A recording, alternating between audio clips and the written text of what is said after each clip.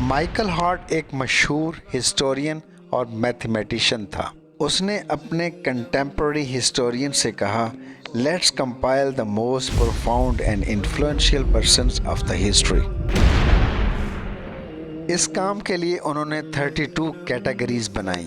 جب اس لسٹ کو کمپائل کیا گیا تو ٹاپ آف دی لسٹ نام تھا حضرت محمد صلی اللہ علیہ وآلہ وسلم۔ دوستو، یہ بڑی حیرانگی کی بات ہے کہ مائیکل ہارٹ اور اس کے تمام کنٹمپریریز کرسچن تھے، لیکن ان سب نے حضرت محمد صلی اللہ علیہ وآلہ وسلم کے نام پر اتفاق کیا۔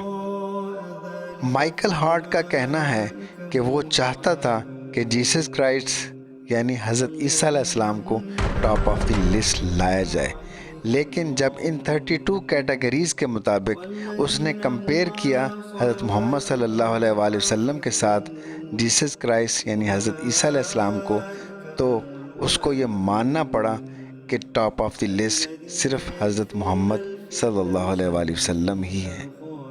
مائیکل ہارٹ حضرت محمد صلی اللہ علیہ وآلہ وسلم کو حضرت عیسیٰ علیہ السلام کے ساتھ کمپیئر کرتے ہوئے کہتا ہے کہ حضرت محمد صلی اللہ علیہ وآلہ وسلم ایک باپ تھے، حضرت عیسیٰ علیہ السلام باپ نہیں تھے۔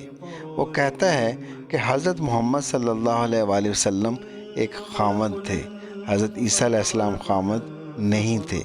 وہ کہتا ہے کہ حضرت محمد صلی اللہ علیہ وآلہ وسلم ایک اسٹیٹس مین تھے، جبکہ حضرت عیسیٰ علیہ السلام اسٹیٹس مین نہیں تھے۔ وہ کہتا ہے کہ حضرت محمد صلی اللہ علیہ وآلہ وسلم ایک جنگجو تھے، جبکہ حضرت عیسیٰ علیہ السلام جنگجو نہیں تھے۔ وہ کہتا ہے کہ حضرت محمد صلی اللہ علیہ وآلہ وسلم ایک رولر تھے، ایک حاکم تھے، جبکہ حضرت عیسیٰ علیہ السلام رولر یا حاکم نہیں تھے۔ مائیکل ہارٹ اور اس کے کنٹمپریریز نے اپنی یہ کمپائل کی گئی list new York Times magazine اور آسٹریلیا اور دوسرے یورپین ممالک کے دیگر میگزین میں پبلش کروائی۔ آج بھی آپ گوگل پہ جا کے مائیکل ہارٹ لکھیں تو اس کی ویب سائٹ پہ آپ کو یہی ملے گا کہ the most profound and influential person of the history is Hazrat Muhammad صلی اللہ علیہ وآلہ وسلم ہی ہیں۔ جارج برنارڈ شاہ حضرت محمد صلی اللہ علیہ وآلہ وسلم کے بارے میں کہتا ہے، The man like حضرت محمد صلی اللہ علیہ وآلہ وسلم was the most influential ruler of the history and he brought much needed peace۔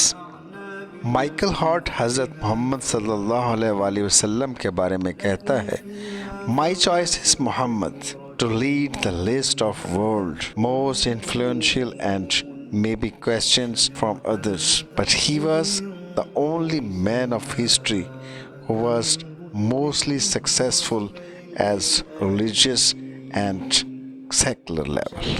پچھلے 1400 سال سے ملینز آف مسلم پوری دنیا میں حضرت محمد صلی اللہ علیہ وآلہ وسلم کی تعلیمات پر عمل کر رہے ہیں۔ حضرت محمد صلی اللہ علیہ وآلہ وسلم وہ واحد لیڈر تھے جنہوں نے اپنی زندگی میں اپنی وشز کو ریئلائز کیا۔ دوستو، مکہ کی ایک بیکورڈ سوسائٹی میں پیدا ہونے والا شخص جو اپنی پیدائش سے پہلے ہی آرفن تھا، دنیا کا موسٹ انفلوئنشیل پرسن بنا۔ حضرت محمد صلی اللہ علیہ وآلہ وسلم نے جب نبوت کا اعلان کیا تو اہل مکہ نے جو کفار تھے انہوں نے حضرت محمد صلی اللہ علیہ وآلہ وسلم کو اور ان کے صحابہ کرام کو بہت زیادہ تکالیف پہنچائیں۔ اسی وجہ سے آپ صلی اللہ علیہ وآلہ وسلم کو اور آپ کے ساتھیوں کو مکہ سے نکال دیا گیا، اور یہ وقت بہت مشکل تھا آپ کے لیے اور آپ کے ساتھیوں کے لیے۔ ان مشکل حالات میں آپ صلی اللہ علیہ وآلہ وسلم اپنے ساتھیوں کے ساتھ اللہ تعالیٰ کے حکم سے مدینہ تشریف لے گئے اور 23 سال کے بعد ایک فاتح کی حیثیت سے مکہ میں داخل ہوئے۔